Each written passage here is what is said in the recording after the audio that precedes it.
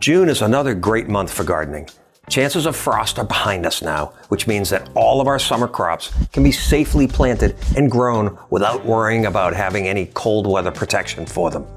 And while our summer crops are still small, if we've been smart by interplanting, we can be harvesting our spring crops while we wait for the summer crops to get large enough to need the space where our spring crops are growing right now.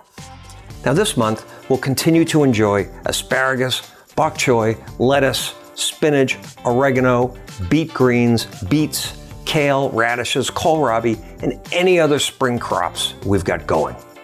The amount of sunlight we get in a day hits its maximum toward the end of June, and we really start feeling the summer heat, which our summer crops desperately need to grow to their maximum potential and bear fruits and vegetables. With some of the crops we harvest, like lettuce and spinach, we can pick individual leaves from the outside of the plants and let the plant keep growing. Now, we couldn't do this if we were running a farm and were selling full heads of romaine lettuce, for example. But if we're growing the lettuce for our own consumption, we can get almost twice the amount of lettuce from a single plant by plucking off the outside leaves one at a time and leaving the plant there to keep growing. On the other hand, with some crops, you have to harvest the entire plant. Bok choy, turnips, kohlrabi, and cabbage all fall into this category.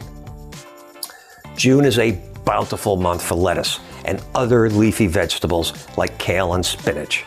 We love picking a few leaves from each type of plant to have lots of variety and making a salad with a combination of all these different leaves.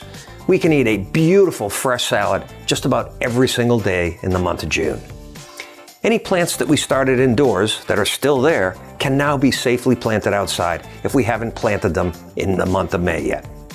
Depending on where your plants are in their growth cycle, you might want to check out the section on fertilizers to get the most out of your plants.